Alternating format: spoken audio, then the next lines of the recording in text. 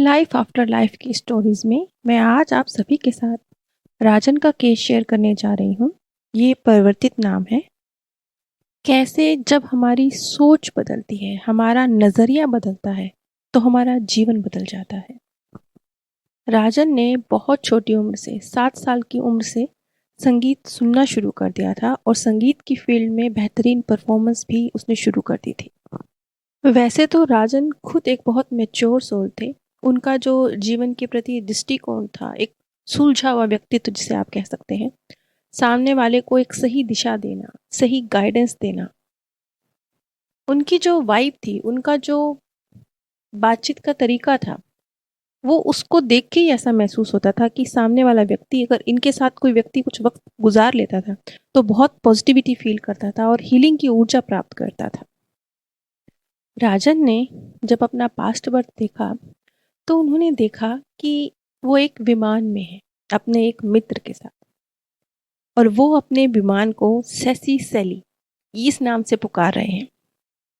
राजन के एग्जैक्ट शब्द थे, मैं अपने प्लेन में बैठा हूं और हम इसे सेसी सेली कहते हैं। आगे राजन कहते हैं कि हम बेल्जियम में वापस आ गए हैं। आगे उन्होंने कहा कि हमला किया जा रहा है। मैं अपने विमान से टकराने वाले गोलों की आवाज सुन सकता हूं।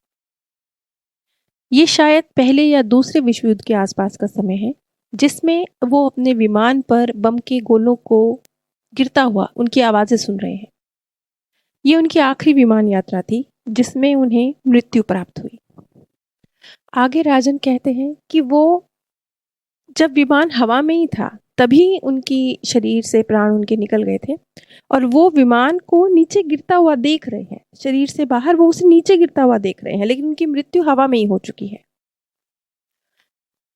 ऐसा कई बार ये अनुभव कई आत्माओं के साथ है कि जब कोई बहुत दर्द वाली परिस्थिति होती है, कुछ ऐसा जिसमें बहुत दर्दनाक तरीके से मृत्यु होने की संभावना होती है, तो ऐसी स्थिति में कई बार आत्मा अपने शरीर को मृत्यु से पहले छोड़ देती है।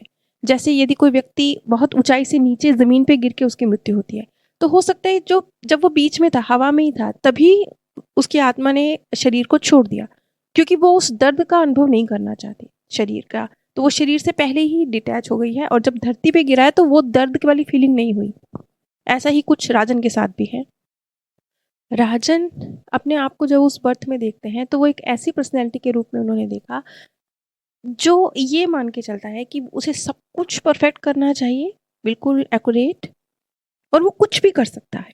अब वो कुछ भी कर सकता है, ये भाव वैसे बहुत खूबसूरत है क्योंकि आत्मा सचमुच कुछ भी कर सकती है। लेकिन कोई चीज़ अगर नेगेटिव तरीके से आप पर हावी हो रही है, तो चाहे वो चीज़ कितनी पॉजिटिव हो, जैसे चीनी मीठी होती है, कितनी ही मीठी हो चीनी, लेकिन अगर आप किसी चीज़ में ज़रूरत से ज़्यादा चीनी डाल देंगे तो वो चीज़ भी बेस्वाद हो जाएगी। बस कुछ ऐसे ही है। जो राजन की पर्सनैलिटी का ये हिस्सा था कि मैं कुछ भी कर सकता हूँ, ये बहुत खूबसूरत था।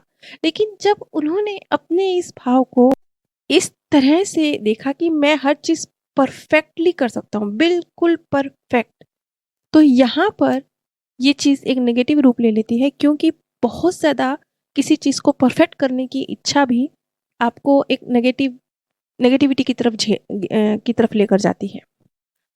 राजन का जो पास्ट बर्थ था, उसमें राजन ने एक बहुत बहादुरी और साहस का सामना करते हुए अपना जीवन को जिया। कुल मिला के उनका जो वो बहुत एक छोटा सा बर्थ था, उसको उन्होंने सक्सेसफुली जिया। लेकिन ये उनका बहुत छोटा सा बर्थ था। अब ये बहुत छोटा सा बर्थ क्यों था? जैसे कि अगले दृश्य में राजन कहते हैं कि हम जानते हैं कि जो उच्च स्तरीय आत्माएं होती हैं वो चीज़ों को निर्मित कर सकती हैं, उनका निर्माण करती हैं।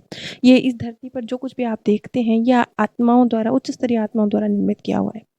तो वो कहते हैं कि मैं अपने आप को, उन्होंने सोल वर्ल्ड में देखा कि अपने मार्गदर्शक की गाइडेंस में वो क्रिएट कर रहे हैं। वो कह रहे हैं कि वो ऊर्जा को एक स्थान से दूसरे स्थान पर ले जा सकते हैं और ऊर्जा के द्वारा निर्माण करने की क्षमता उनमें है। अब ये तो हम जानते ही हैं कि ये जो गुण है, ये उच्च स्तरीय आत्माओं का गुण है कि वो किसी को हीलिंग प्रदान कर सकें या ऊर्जा के द्वारा कुछ निर्मित कर सकें। जैसे कि यहाँ पे राजन कहते हैं कि मैं ऊर्जा को एक स्थान से दूसरे स्थान पर ले जा सकता हूँ। मैं निर्मित कर सकता हूँ। इस तरह का रूप उन्होंने अपना सोल वर्ल्ड में देखा।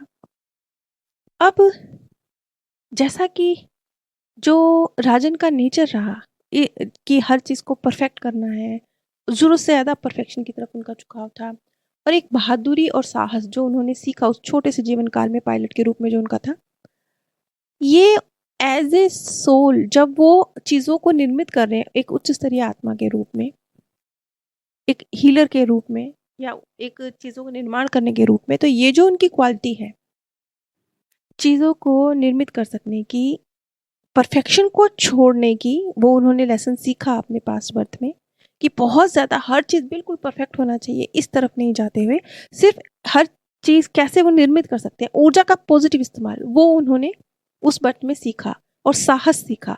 तो जब सोल वर्ल्ड में भी आए वो, और सोल वर्ल्ड में भी वो अपने आप को देख रहे हैं, तो वो अपने इन गुणों का प्रयोग करके ऊर्जा द्वारा निर्मित कर रहे हैं। और जब हम इस बर्थ की बात करते हैं, तो जैसा कि मैंने शुरू में ही कहा कि राजन जी की पर्सनैलिटी एक बहुत ही एक, उनकी मौजूदगी ही बहुत पॉजिटिव थी।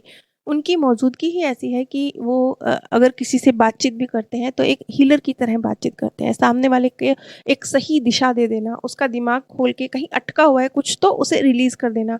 कुछ इस तरह की ताकत उनकी उनकी बातों में ही इस तरह की ताकत है, उनका ऑरा ही कुछ इस तरह का है। इस तरह की जो पर्सनैलिटी है वो यकीनन एक उच्च स्तरीय आत्मा की ही पर्सनैलिटी हो सकती है। और वो जो चीज़ उन्होंने पास्ट बर्थ में सीखी, उन्होंने सीखा कि कैसे बहुत ज़्यादा परफेक्शन के पीछे, हर चीज़ एक्यूरेट, इस चीज़ के पीछे नहीं भागना है। साहस और हिम्मत का भी हाथ पकड़ना है। ये जो चीज़ें उन्होंने पास्ट बर्थ में सीखी वो इस बर्थ में अप्लाई कर रहे हैं। और जैसे कि उनको बचपन से ही संगीत का शौक रहा है, संगीत के द्वारा भी और अपनी वाइब्रेशंस के द्वारा भी वो एक तरह से लोगों के मनों को हील करने का कार्य कर रहे हैं।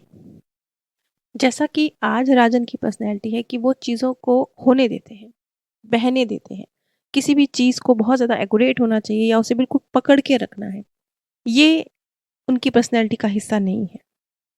ये एक तरह से वो सामने वाले की फ्री विल का सम्मान करते थे, स्वतंत्रता देते हैं उसे, उसे जो हो रहा है हर चीज़ को, जीवन की किसी घटना को या कोई व्यक्ति जो उनके जीवन में है, उसके साथ अगर कोई मनमुटाव है, कुछ भी है, तो वो उसे बहने देते हैं। जैसे कि एक दृश्य में राजन देखते हैं कि वो एक बर्थ में, एक दूसरे बर्थ में, दोनों ही बर्थ में उन्होंने अपने आप को पायलट के रूप में देखा, एक सैनिक के रूप में, पायलट के रूप में है, और जो इस बर्थ में उनकी वाइफ का रोल प्ले कर रही हैं, उस बर्थ में कारण स्पष्ट नहीं है, लेकिन उस बर्थ में उनकी वो एक महिला मित्र के रूप में थी, और उनकी वजह से राजन जी को जो दुश्मन शत्रु पक्ष के जो सैनिक हैं उनके हत्थे वो चढ़े हैं। लेकिन इतना सब कुछ जान लेने के बाद भी आज जो राजन जी हैं और उनकी जो पत्नी है, उनके संबंधों में कोई फ़र्क नहीं पड़ा है, क्योंकि वो उस चीज़ को समझ रहे हैं कि ये उनकी डेस्टिनी का कुछ हिस्सा है, और जो कुछ भी उनकी लाइफ में हुआ वो कुछ सिखाने और उनकी ग्रो करने के लिए आवश्यक था। आज वो इस बात को समझते हैं कि जीवन में जो कुछ घट रहा है वो सोल प्लान का हिस्सा है, और कुछ उनको आत्मिक रूप से सिखाने के लिए वो चीज़ घटित हो रही है। प्रकृति के जो प्लान है उसमें पूरी तरह से भरोसा रखते हुए वो आगे बढ़ रहे हैं। आप सभी पर परमात्म सौंदर्य, प्रेम और आनंद सदैव बरसता रहे। आप सभी दिव्य परम धाम में स्थान प्राप्त करें। Life after life